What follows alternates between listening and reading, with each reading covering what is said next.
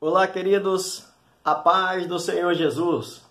Hoje nós vamos começar falando sobre o livro de Ruth. E nós temos como tema hoje falar sobre a trágica imigração de Belém para Moabe. O objetivo desse comentário é conhecer a razão de o livro ter o nome de uma mulher moabita. Na verdade, o nosso comentário de hoje, eu quero convidar você para nos acompanhar, porque talvez a gente não tenha como abranger tudo hoje, mas num próximo momento. Mas eu quero lhe falar sobre uma obra muito interessante, que é o livro de Ruth, e de convidar para você não perder de vista. Você está sempre na EBD, na Escola Dominical, porque com certeza vai ser muito gratificante para você.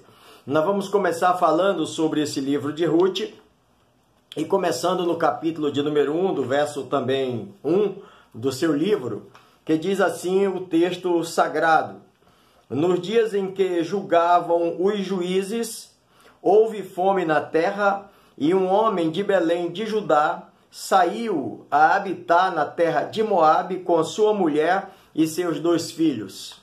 Esse é o início do texto, do livro também, do livro de Ruth. Ele conta a história de que, na época que os juízes julgavam a nação de Israel, houve um período de fome, de escassez de alimento na terra de Belém de Judá. Segundo os historiadores, esse período é aquele mesmo período que os midianitas invadiam a terra de Judá e levavam todo o mantimento. Os midianitas chegavam ali, eles vinham com suas tropas, com seus cavalos, com seus homens, e levavam tudo, deixando simplesmente só os rastolhos para Israel se alimentar. E isso durou 7 anos, e a fome imperava em Belém de Judá. Mas sabe-se que pelo comentário, esta fome ela era localizada, não era uma fome generalizada. Logo ali do outro lado do Mar Morto existia a terra de Moabe, de que lá as pessoas não estavam morrendo de fome, essa fome não estava alcançando esse povo. E então tem um homem em Belém de Judá por nome Elimeleque, que ele resolve implantar fuga, ou seja, ele sai da sua casa, da sua terra, leva consigo a sua mulher, que tem como nome Noemi, e seus 2 filhos, que também vão com ele para essa jornada. É o filho chamado Malom e Quilion. Eles vão então para Moabe. Agora deixa eu lhe falar uma coisa. Moabe era uma terra dos moabitas, onde eles cultuavam um outro Deus. Não era o mesmo Deus de Israel. Um certo historiador diz que Elimeleque não fez uma boa escolha, porque se ele estava passando dificuldade na sua terra, na sua casa, no meio do seu povo, mas ali era um lugar de promessa de Deus, uma terra abençoada pelo Senhor, onde o povo cultuava o seu próprio Deus. A única coisa que faltava a eles era reconhecer os seus atos diante de Deus, pedir misericórdia de Deus, perdão pelos seus pecados, para que o Senhor sarasse a sua terra e eles pudessem desfrutar de paz ali em Belém de Judá. Mas Elimeleque resolve ir embora, ele deixa o seu torrão e vai embora para Moabe. Só que quando ele chega em Moabe, o texto deixa-nos claro de que ele morre. E quando ele morreu, sua esposa fica naquela terra, longe da sua família, longe da sua casa, com seus 2 filhos. E aí começa um grande drama na vida de Noemi. Perdeu o esposo, agora fica só com os 2 filhos. Como será a sorte aqui numa terra distante?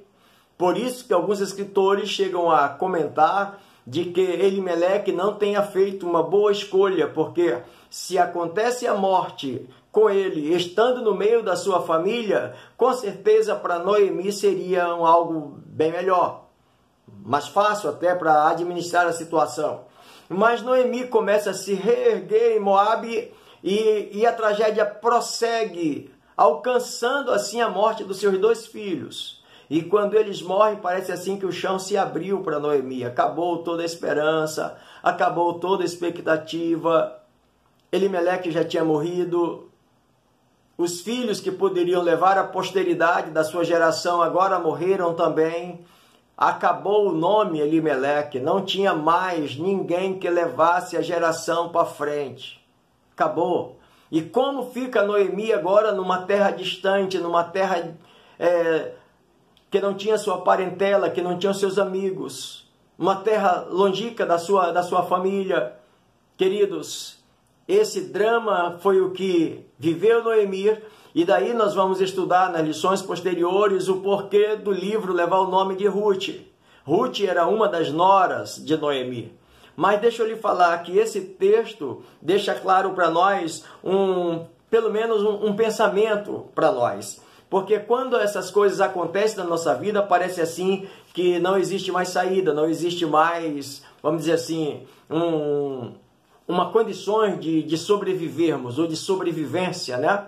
Escute, um desastre em cima de outro acontece com Noemi. E pode ser que você está me ouvindo agora nessa manhã, ou nesse momento, nessa hora que você está me assistindo. Pode ser também que você esteja vivendo algum tipo de drama, alguma dificuldade que você não sabe mais como resolver, ou como suprir a sua dificuldade ou necessidade que você está vivendo.